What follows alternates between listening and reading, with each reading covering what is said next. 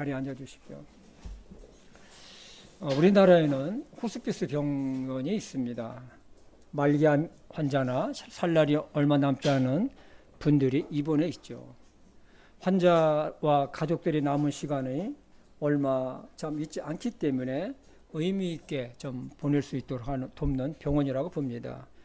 그래서 호스피스 병원은 이런 치료보다는 통증 완화에 있다고 합니다. 호스피스 병원에서 이들을 간호하는 분의 한 이야기를 들은 적이 있습니다. 그분은 생이 얼마 남지 않은 이런 환자분들을 이렇게 상담해 보면은 마음속에 참 그 미움이 있고 또 어떤 뭐 분노가 있고 또 섭섭함이 하여튼 있다고 그래요. 그래서 이러한 것을 참 내려놓도록 아주 도와주고 인도를 한다고 합니다. 그래서 이분들의 마음속에는 자식에 대한 섭섭함, 또 친척에 대한, 친구에 대한 어떤 이런 분노들이 아주 있다고 그래요. 그래서 그것을 생각하면 그분들이 비록 살 날이 얼마 남지 않았지만 상당히 아주 그것만 생각하면 얼굴이 아주 이렇게 어그러진다는 것이죠. 그래서 환자분들의 이러한 것들을 드러내놓게 하고 용서할 수 있도록 돕는 일을 자기는 하고 있다고 그래요. 그래서 그분들이 속에 있는 이러한 분노, 섭섭함, 또 미움 이런 것들을 다 드러내놓게 도와주고 드러내놓고 다 얘기를 하고 나면 마음이 시원하다고 그래요. 그리고 이분이 그런다고 그래요. 용서하라고. 그래서 그 용서를 하고 나서 세상을 떠날 수 있도록 돕는다고 했습니다. 그래서 이것을 보면 통증 완화도 중요하지만 어떻게 보면 이것이 더 중요한 일이 아닌가 생각을 합니다. 이 사람이 용서하지 않으면 마음속에 자유함이 없어요. 과거에 받은 상처 때문에 마음에 이러한 것을 안고 있는 그 자체가 고통입니다. 마음 중심에 커다란 가시가 푹 박혀 있는 것이죠. 이 가시를 빼내는 유일한 약은 딴 거 없어요. 딴 거 없어요. 용서예요. 용서 이외에는 없습니다. 용서가 있는 곳에는 자유함이 있고 자유함이 있는 곳에는 평안함이 있기 때문에 그렇습니다. 사람 간의 관계에서도 가장 힘든 것이 있다면 무엇일까요? 용서를 구하는 것과 또 용서를 해주는 것입니다. 이 용서는 강제로 되지가 않아요. 진정한 용서는 마음에서 일어나야만이 됩니다. 그러면 사람이 하나님과 화목하고 가장 가까워지는 때는 언제일까요? 바로 용서를 구할 때입니다. 하나님은 예수 그리스도를 통해 십자가에서 모든 사람들의 죄를 용서해 주셨지만 그러나 이 용서의 은혜를 받는 자는 바로 용서를 구하는 자예요. 회개하는 자예요. 용서를 구하지 않으면 용서의 은혜를 받을 수가 없습니다. 성경에서 가장 하나님의 은혜와 사랑을 받은 이분 자를 꼽으라면 다윗일 것입니다. 그는 죄를 짓거나 발견하면 즉시로 하나님께 용서를 구하는 가난한 심령의 소유자였었어요. 우리도 다윗과 같은 가난한 심령의 소유자가 되었으면 참 좋겠습니다. 오늘의 말씀의 제목은 회개만이 살 길이라는 제목입니다. 사람 간의 관계도 그렇지만 특히 하나님과의 관계에서도 회복되기 위해서는 진정한 회개가 선행되지 않으면 회복은 없습니다. 그래서 침례 요한도 첫 선포가 뭐냐면 회개하라. 하나님의 왕국이 가까이 왔느니라고 외쳤습니다. 영적으로 타락하고 사람들이 불의 가운데 있고 죄 가운데 있는 사람들이 살 길은 하나님 앞에서 회개입니다. 예수님도 공생애를 시작하시면서 첫 번째로 외쳤던 말씀이 회개하라. 하늘의 왕국이 가까이 왔느니라 했습니다. 사도 바울도 3차 선교 여행을 마치고 예루살렘으로 돌아가기 전에 소아시아 밀레누에서 지역의 장로들을 모아놓고 한 말씀이 있습니다. 그것이 사도행전 20장 21절이에요. 우리 같이 한번 읽어볼까요? 시작. 유대인들과 또한 그리스인에게 하나님을 향한 회개와 우리 주 예수 그리스도를 향한 믿음을 증언하였노라. 여기 보면 사도 바울이 두 가지를 전했어요. 사도 바울이 엄청난 영적인 거장이잖아요. 이분이 핵심적인 것을 두 가지를 전하는 게 뭐냐면 하나님께 대한 회개와 우리 주 예수 그리스도를 향한 믿음이에요. 이거를 전하고 다닌 거예요. 이거를 전했어요. 여러분, 정말로 이것이 빠졌다 그러면 그것은 교회의 기능을 잃은 거예요. 그것이 빠졌다 그러면 하나님의 관계가 회복될 수가 없어요. 믿지 않는 사람이 구원받을 수도 없고, 또 믿어서 구원받은 사람들도 보면 하나님 앞에서 죄를 범했을 때에 회개하지 않으면 하나님의 관계가 회복이 안 돼요. 회복이 안 돼요. 마음속에 평안이 없어요. 오늘 말씀은 요엘서입니다. 요엘은 대언자인데 이분이 누구인지는 알 수가 없어요. 오늘 성경 말씀 1절에 보면은 1장 1절에 보면 부두엘의 아들 요엘에게 임한 주의 말씀이라, 하나님의 말씀이라고 했는데, 이 부두엘의 아들이라는 거 이외에는 이 사람이 누군지를 몰라요. 그러니까 요엘이라는 이름에서 알 수 있는 것은 뭐냐면, 뜻이 뭐냐면 여호와는 하나님이시다. 여호와는 하나님이시라는 뜻을 갖고 있습니다. 요엘은 하나님의 심판과 회개 그리고 회복의 소망을 전한 대언자였었어요. 요엘이 선포하는 메시지는 바로 주의 날에 관한, 심판에 관한 거였었어요. 그날이 어떤 날이냐? 곧 어둡고 캄캄한 날이요, 구름이 끼고 짙은 어둠이 덮인 날이라. 이와 같은 것이 지금까지 없었고 그것 이후에도 많은 세대에 여러 횟수에 이르도록 다시는 없으리라. 아주 강력한 하나님의 심판의 말씀을 선포해요. 하나님과 율법을 버리고 불의 길을 걸어가는 남유다 왕국의 왕으로부터 모든 백성이 하나님께서 선포하시는 심판의 경고를 듣고 회개하고 돌아오라는 거예요. 1장에서 이렇게 1장 2절에 보면 메시지의 첫 번째 대상을 딱 찍는 게 누구냐면 늙은 자들아 그래요. 늙은 자들아. 우리 1장 2절을 초반만 읽어보겠습니다. 늙은 자들아 너희는 이것을 들을지어다 그래요.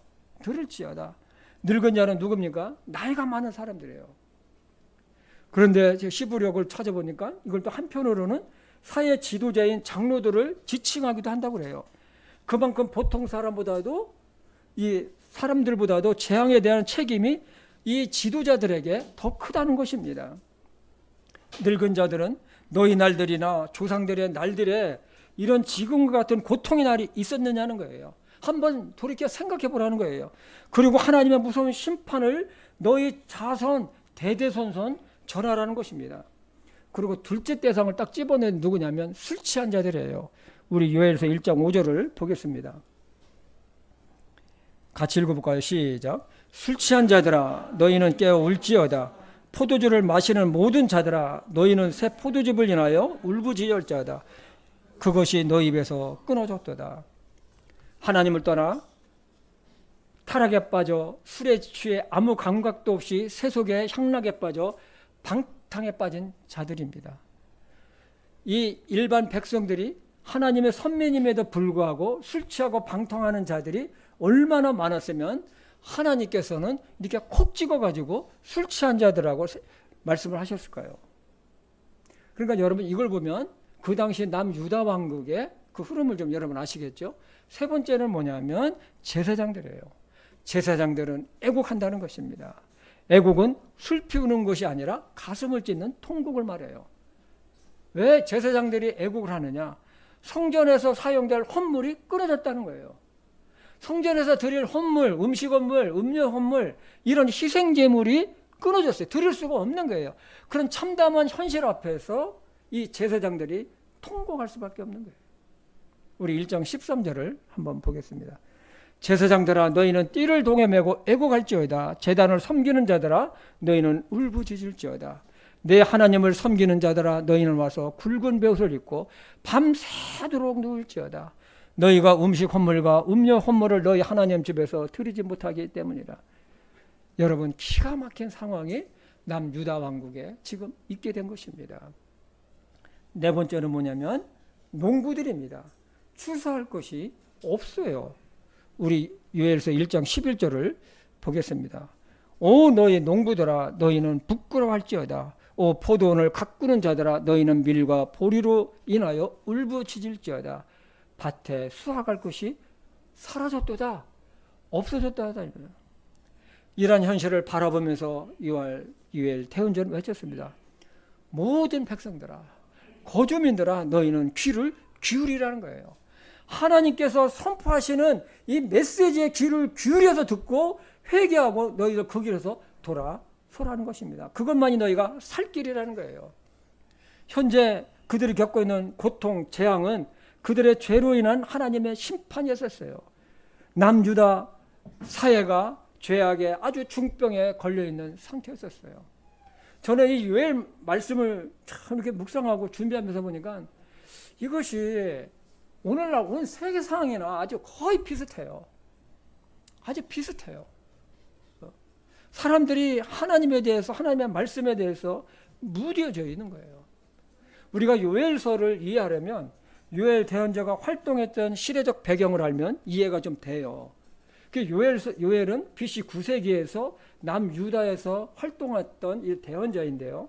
당시 남유다 왕국은 요아스라는 왕이 통치하고 있었어요. 이 요아스는 남유다 왕국 8번째 왕인데 요아스 왕이 통치하고 있었어요. 근데 요아스 왕이 통치하던 시대에 남유다 전역에 심한 메뚜기 떼로 인해 가지고 전국이 아주 토초화돼 버렸어요. 그러니까 메뚜기 군대가 곡식들을 갖다가 4차례에 걸쳐서 아주 다 삼켜버린 거예요. 우리 요엘서 1장 4절을 볼까요? 털벌레가 남긴 것을 메뚜기가 먹었고, 메뚜기가 먹은 것을 자벌레가 먹었고, 자벌레가 남긴 것을 쐐기벌레가 먹었다. 그러니까 이 메뚜기 떼들이 곡식이고 과일이고 풀이고 다 갉아 먹어 없어버린 거예요.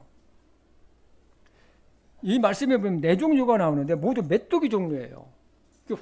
히브리어를 보니까 이 털벌레는 뭐냐면 가잠이라고 그래가지고 성숙하지 못한 메뚜기, 이 자벌레는 뭐냐면 엘레크라고 그래서 어린 메뚜기, 이 쐐기벌레는 뭐냐면 하실인데 메뚜기의 종류입니다. 그 메뚜기의 습성에 따라서 이렇게 이름을 갖다가 구별해서 이렇게 기록을 한 것입니다. 이것을 보면 이 메뚜기 군단에서 4번에 걸쳐서 아주 습격을 받아버린 거죠. 모든 곡식이 그래서 끊어져 버린 거예요. 이런 것을 바라보면서 하나님의 심판의 메시지를 강력하게 전한 것이 바로 누구냐? 요엘 대언자였습니다. 그러면 왜 이런 재앙이 남유다 왕국에 맞게 되었냐는 것입니다. 좀 더 구체적으로 살펴보면 당시 남유다 왕은 요아스라고 했습니다. 그 요아스가 왕위에 오르기 전에 유다의 정치적인 상황은 매우 혼란스러웠어요. 그래서 요아스를 이런 상황에 오는 것을 조금 시대적으로 우리가 조금 이해를 돕기 위해서 약간 거슬러 올라가면은 남유다 왕국의 그 4번째 왕이었던 여호사밧이 있어요. 근데 이 여호사밧 이 왕은 하나님을 참 경외하는 사람인데, 근데 문제는 뭐냐면 이 사람의 정치적인 것 때문에 북이스라엘 왕, 여러분 북이스라엘의 최고로의 악한 왕이 누굽니까? 아합이잖아요. 아합왕의 딸 이 아달랴와 자기 아들하고 그 결혼을 시켜버려요. 그러니까 사돈 관계를 맺어버리게 되죠. 이 아달랴는 아주 자기 어머니 아합왕의 아내 여러분 아시죠?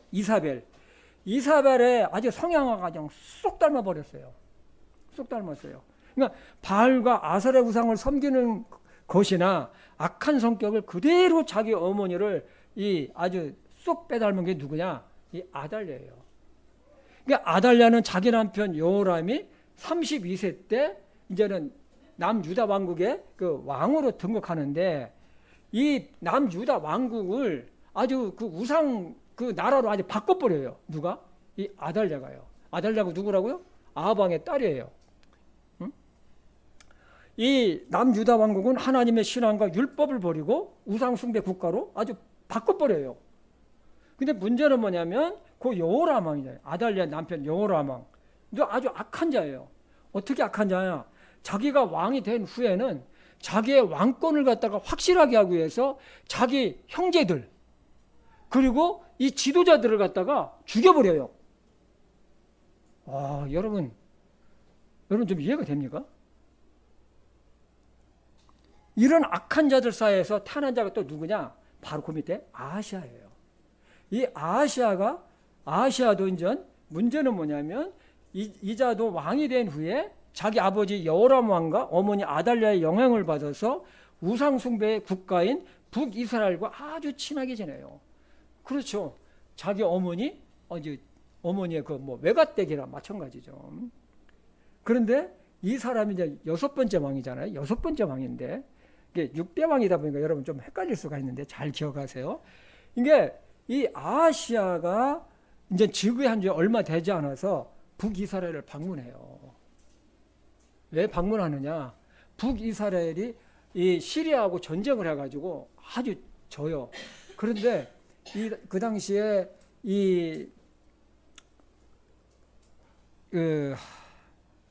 시리아의 전쟁에서 져가지고 그 요람 왕인데 북이스라엘에 이 사람이 중병에 걸려요. 그러니까 시리아 군대가 이제 보니까 얼마 살 날도 남지 않았거든요. 그러니까 방치하고 그냥 철수해요.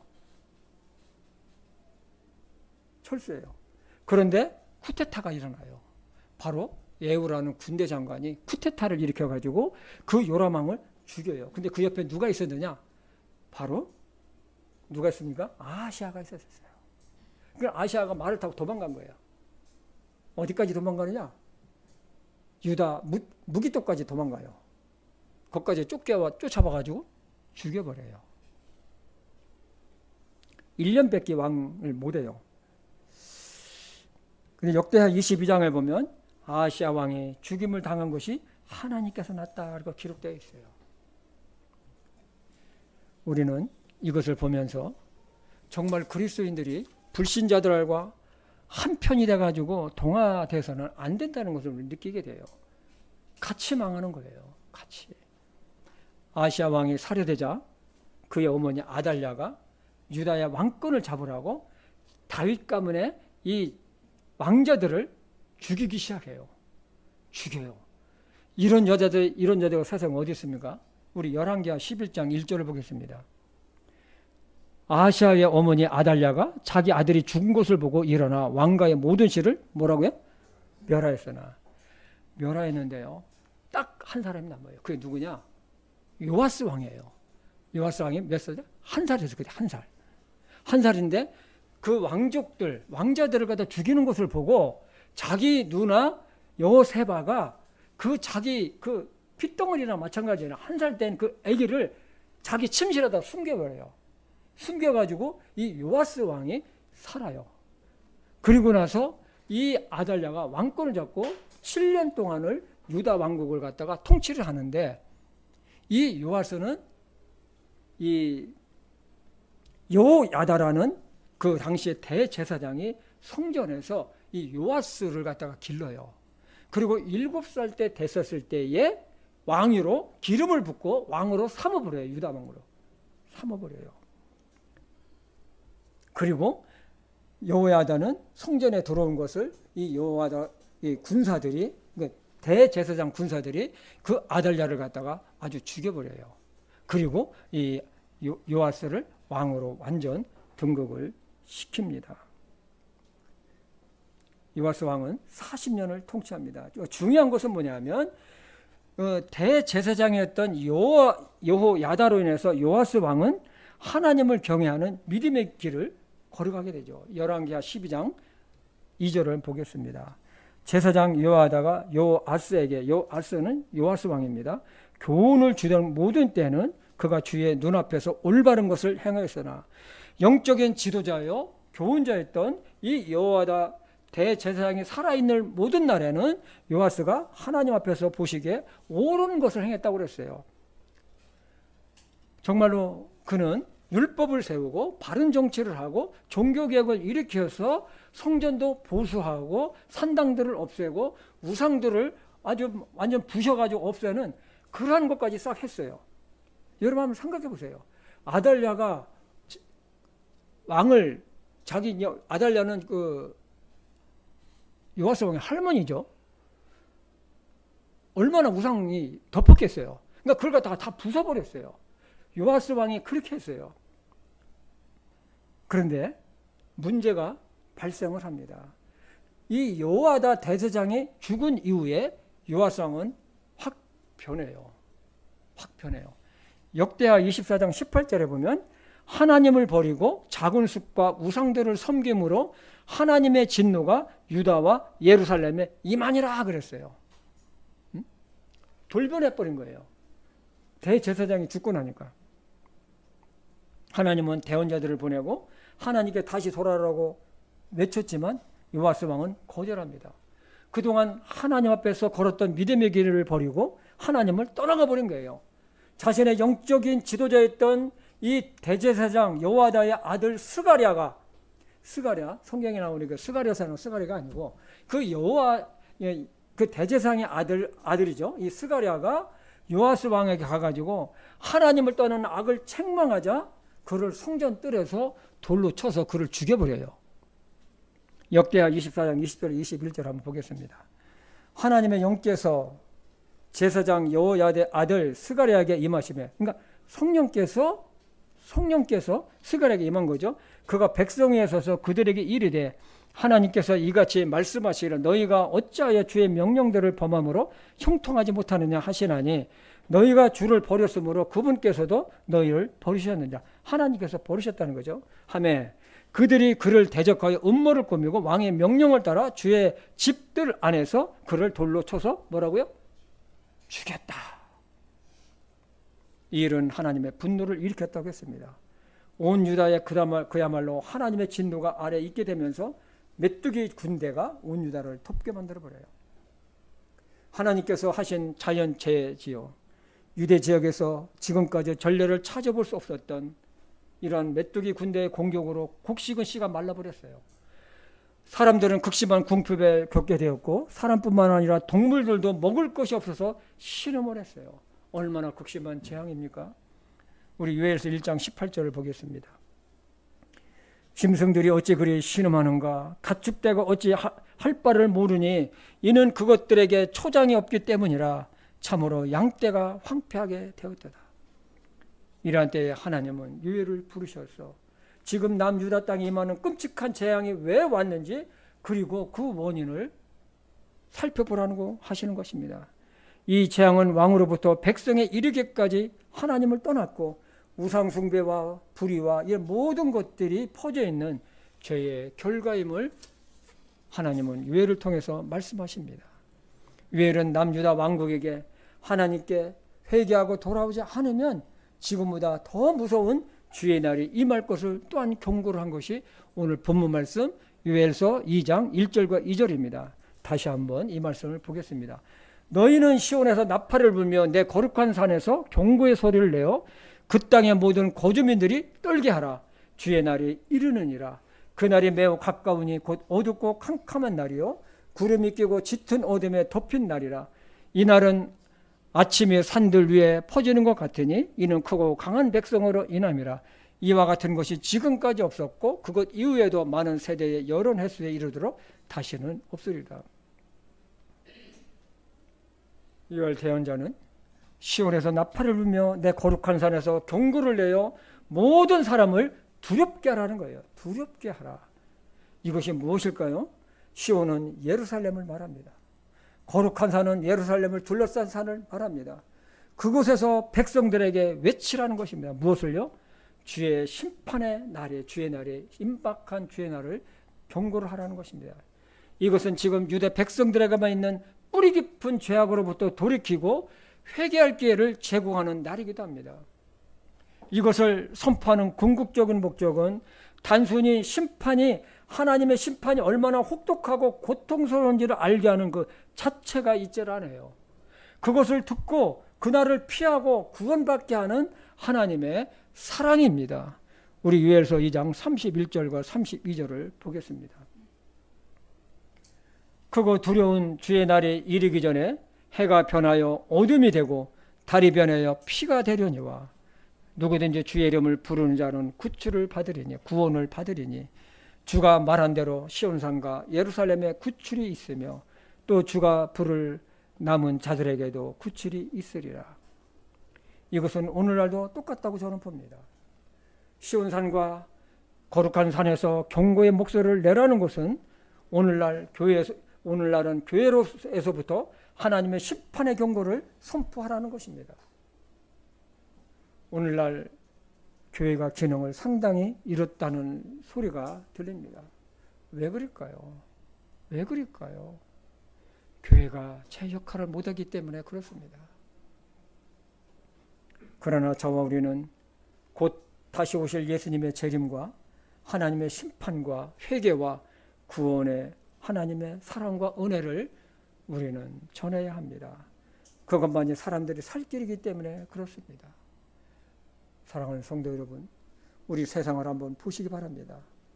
하나님의 말씀과 예수 그리스도의 생명의 복음, 성경적인 바른 지식과 삶은 사람들로부터 철저하게 외면을 받고 있는 이 시대입니다.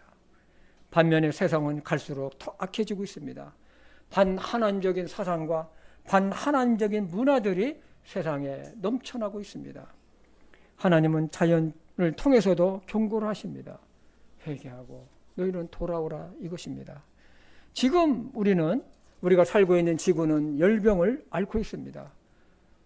저는 어저께하고 이렇게 뉴스를 이렇게 보니까 저 남부지방에 아주 비 피해가 아주 대단하더라고요.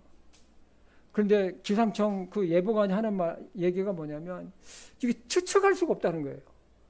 추측이 안 돼. 갑자기 쏟아져가지고. 그런데 이것은 지금 우리나라뿐만 되는 것이 아니고 미국도 여러분 텍사스 얼마나 지금 피해가 많습니까? 일본도 말할 수가 없고 유럽도 그렇고요. 이게 지금 말할 수가 없어요. 이게 자연재해가요.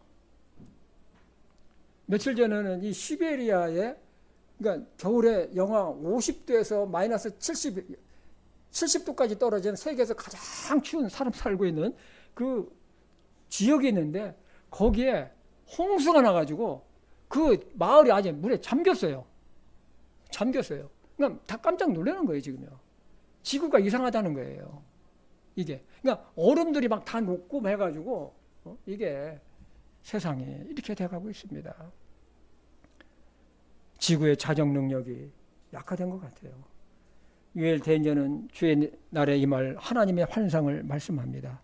우리 유엘서 2장 3절과 6절을 보겠습니다. 불이 그들의 앞에서 삼키고 불꽃이 그들의 뒤에서 태우는도다. 이건 이제 환상을 보는 거예요. 유엘 대언자가 하나님께서 환상을 보여주시는 거예요. 그 땅이 그들의 이르기 전에 에덴의 동산 같으나 그들이 이른 뒤에는 황폐한 광야 같으니 참으로 아무것도 그들을 피하지 못하리로다.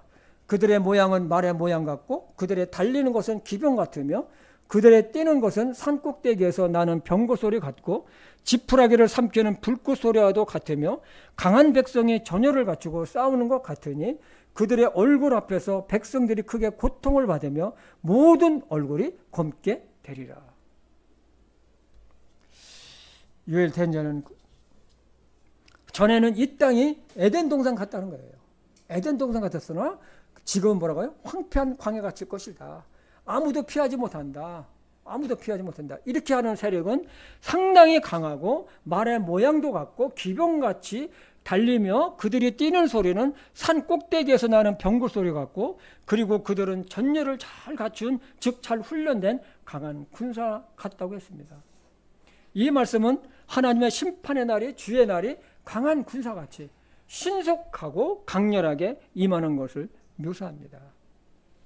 백성들은 그 재앙 앞에서 고통을 받으며 얼굴은 검게 되리라는 것이에요. 이것을 집행하시는 분이 누구냐? 바로 하나님이심을 말씀하고 있어요. 유엘서 2장 11절을 보겠습니다.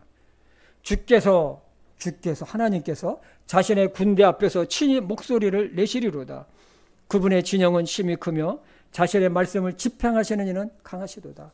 주의 날에 크고 심히 두려우니 누가 그날을 견디리요. 여러분, 우리는 정말로 하나님의 은혜가 없이는 살 수 없는 것이 사람이에요. 여러분, 우리 사람이 하나님의 은혜 없이 살 수 있습니까? 살 수가 없어요.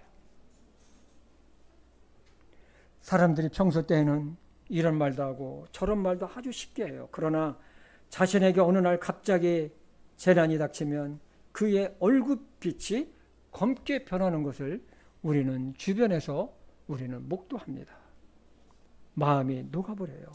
사람들이 평소에는 심각한 병과 죽음에 대해서 쉽게 생각하고 대수롭지 않게 말하기도 합니다. 그러나 그 일이 자신이나 가족에게 실제로 닥쳤을 때 이전의 그 모습을 찾을 수가 없습니다.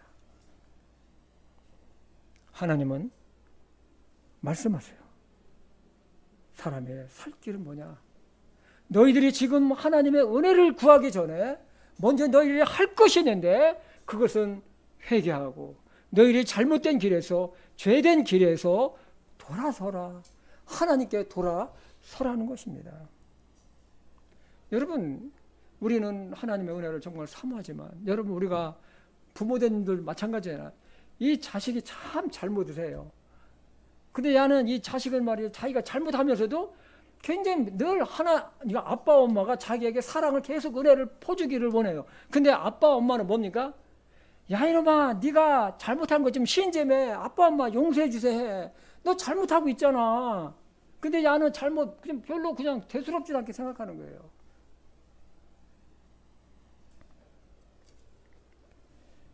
요엘서 2장 12절과 13절을 보겠습니다. 주께서 이르시되 그런즉 너희는 이제 또한 금식하고 슬피 울고 애곡하며 너희 마음을 다하여 내게로 돌아오라 하시나니 너희 옷을 찢지 말고 너희 마음을 찢으며 주 너희 하나님께 돌아올지어다. 그분은 은혜로우시며 긍휼이 많으시며 분노하기를 더디하시며 큰 친절을 베푸사 재앙에서 뜻을 돌이키시니 살 길이 있어요. 그것은 회개하고 하나님께 마음을 다하여 돌아오는 것인데요. 자기 죄를 생각하며 슬피 울며 마음을 다하여 돌아오라는 것입니다. 이것은 진심 어린 마음 중심으로부터 나오는 철저한 회개죠. 그래서 요엘 대언자는 너희는 옷을 찢지 말고 마음을 찢으라고 했습니다. 거칠의 회개, 의식적인 회개, 지나가듯이 하는 깊이가 얕은 회개가 아니라 마음을 찢는 깊은 회개입니다. 우리가 하나님께 용서를 구할 때에 하나님 잘못했습니다. 이것이 아니고 정말로 내 마음속 중심에서 하나님 내가 어찌하겠습니까? 내가 이런 죄를 범했는데 하나님 용서해 주십시오. 그러면 하나님은 은혜로우시며 긍휼이 많으셔서 큰 친절로 우리에게 베푸신다고 말씀을 했습니다. 우리는 생각해 봐야 됩니다. 우리는 오늘 말씀을 통해 우리는 생각해 봐야 돼요. 내가 믿음 생활을 하는데 왜 나에게 기쁨이 없는가? 왜 나에게는 평안이 없을까? 왜 나는 기도가 잘 안 될까? 왜 나는 믿음이 잘하지 않을까? 나는 왜 세상 염려가 내 마음속에 잔뜩 있고 왜 내 마음속에 불안함이 있는가? 왜 나는 마음속에 무엇인가 답답하고 막혀 있는가? 우리는 정말로 내 자신을 돌아보며 하나님 앞에서 마음을 찢는 회개가, 깊은 회개가 있어야 된다는 것입니다. 우리는 어떤 상태로 믿음 생활을 하고 있는지, 하나님과 어떻게 관계를 맺고 있는지 우리는 잘 알고 있어요. 하나님은 요엘 대언자를 통해 이렇게 말씀하셨어요. 너희가 죄된 길에서 회개하고 하나님께 돌아오면 예전같이 회복시키신다는 거예요. 우리 요엘서 2장 25절과 26절입니다. 내가 전에 너희 가운데로 보낸 나의 큰 군대 곧 메뚜기와 자벌레와 쐐기와 털벌레가 여기 나오잖아요. 하나님의 군대라고 그랬어요. 심판하게 보낸 군대라는 거예요. 털벌레가 먹은 횟수를 내가 너에게 되돌려 주리니 너희가 풍족히 먹고 만족하며 너희를 놀랍게 대위한 주 너희 하나님의 이름을 찬양하리라. 내 백성이 결코 부끄러움을 당하지 아니하리로다. 우리는 내 자신을 참으로 늘 돌아봐야 될 것입니다. 나는 세속적이지 않은가? 세상을 더 사랑하고 있지 않은가? 주님의 영광보다도 나의 영광 위에 살아오지는 않았는지 깊이 생각하고 회개하고 하나님께서 주시는 은혜와 큰 친절로 우리 영적인 삶이 참 충만한 했으면 참 좋겠습니다. 우리는 어느 날 정말로 주님 앞에 설 것입니다. 정말로 예수님은 예루살렘의 멸망과 당신의 재림을 말씀하시면서 하신 말씀이 있어요. 정말로 이스라엘의 예루살렘의 그것을 보면서 하신 말씀이 있어요. 누가복음 21장 34절과 36절입니다. 너희는 스스로 주의하라. 그렇지 않으면 언제라도 너희 마음의 과식과, 그러니까 개역성경에는 이 과식을 방탕으로 돼 있습니다. 술 취함과 이 세상의 삶의 염려로 무겁게 되어 그날이 알지 못하게 너희에게 임할까 염려하노라. 그날이 온 지면에 거하는 모든 자들에게 울모같이 임하리라. 그러므로 너희가 앞으로 일어날 모든 일을 피하고 사람의 아들 앞에 서기에 합당한 자로, 예수 그리스도 앞에 서기에 합당한 자로 여겨지도록 항상 기도하며 깨어 있으라. 한마디로 우리는 영적으로 깨어 있는 믿음의 사람이 되라는 것입니다. 여기 보면 주의하라는 것은 깨어 있는 상태를 말씀합니다. 술 취하지 말고, 이 세상의 삶의 염려로 무겁게 내 마음속에 짓눌려 있으면 우리는 깨어 있을 수가 없어요. 그리고 예수님의 재림을 사모하며, 예수님의 재림은 온 세상에 올모같이 임한다고 하셨습니다. 정말 그렇습니다. 예수님의 재림은 이 세상에는 재앙이에요. 그러나 구원받은 우리는 휴거돼서 주님과 하늘에서 7년 동안 있게 되지만 이 세상은, 이 땅은 7년 대환란 속으로 들어가게 되는 것이잖아요. 그것이 요한계시록에 잘 나와 있지 않습니까? 때문에 우리의 삶이 세상에 집중되어 있으면 영적으로도 우리는 잠자는 상태가 될 것입니다. 예수님의 말씀하신 대로 주님 앞에 합당한 자로 여기주도록 우리는 항상 기도하고 깨어 있어야 할 것입니다. 우리는 현재 세상의 악함과 타락, 온난화로 인한 이상교 현상을 보고 있습니다. 정말로 주님이 언제 오실지 우리는 알 수는 없지만 세상이 갈수록 참 불안해요. 정말 어디든지 요즘 보면은요, 옛날에는 유럽, 미국, 캐나다 하면 거기는 안정되고 좋은 세상이라 생각했는데, 유럽도 난리고 캐나다도 난리고 아주 미국도 그리고 온 세상이 보면 아주 불안정해요. 정말로 하나님의 말씀대로 이 세상은 이루어지고 있습니다. 따라서 우리는 늘 우리 자신을 돌아보며 정말 우리가 죄가 있으면 마음을 찢는 회개와 함께 우리 자신을 지키고 우리가 가지고 있는 생명의 복음을 다른 사람에게 전하면서 살아가야 할 것입니다. 그리고 우리는 언제나 주님의 날을 마음속으로 대비해서 영적으로 깨어있고 풍성한 삶과 함께 경건한 그리스도인의 삶을 살다가 우리 주님을 만나시기를 주님의 이름으로 축복합니다. 기도하겠습니다.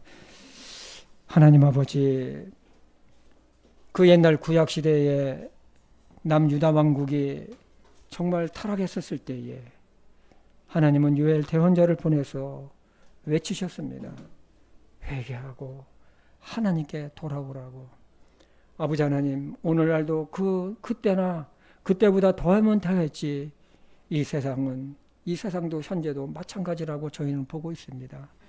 그리고 무엇보다도 이러한 시기 때에 우리가 먼저 하나님 앞에 겸비한 자세로 살아갈 수 있도록 저희들을 불쌍히 주시옵소서.